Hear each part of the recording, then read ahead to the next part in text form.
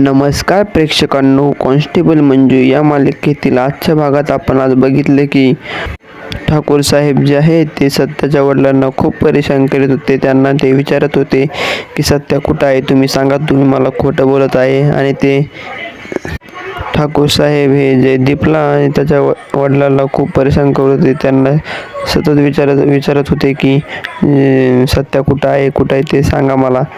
पण ते काही सांगत नव्हते सत्या कुठं आहे. तर ते सत्याच्या वडिलांना तहान लागली होती. तर सत्याच्या अंगावर ते पाणी टाकणार, तर तेवढ्यात तिथं मंजू आली आणि मंजूंनी ठाकूर साहेबांना थांबवलं. सत्याच्या वडिलांच्या अंगावर पाणी टाकू दिलं नाही.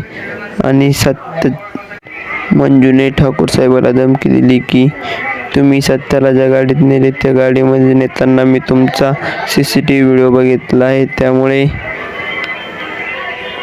ठाकूर साहेब खूप बेला आणि त्याने तात्यासाहेबाला फोन केला आणि तात्यासाहेबाला सांगितलं की मंजूने माझा CCTV व्हिडिओ बघितला आहे. ठाकूर साहेब तात्यासाहेबाला म्हणतात की मला वाचवा, आता काहीतरी करा. आणि इकडे मंजू ही सत्याकडे जाते आणि सत्या उद्या सरेंडर होणार असं म्हणतो. मग सत्या दुसऱ्या दिवशी सरेंडर होण्यासाठी येतो. तर तिथं मोरे साहेब त्याला बेड्या घालण्यासाठी जातात. तर तिथं मंजू तर तिथे ठाकूर साहेब म्हणतो की याला मंजू बेड्या घालणार, मोरे सर तुम्ही मागे व्हा. आणि मंजूला तो बेड्या घालायला लावतो.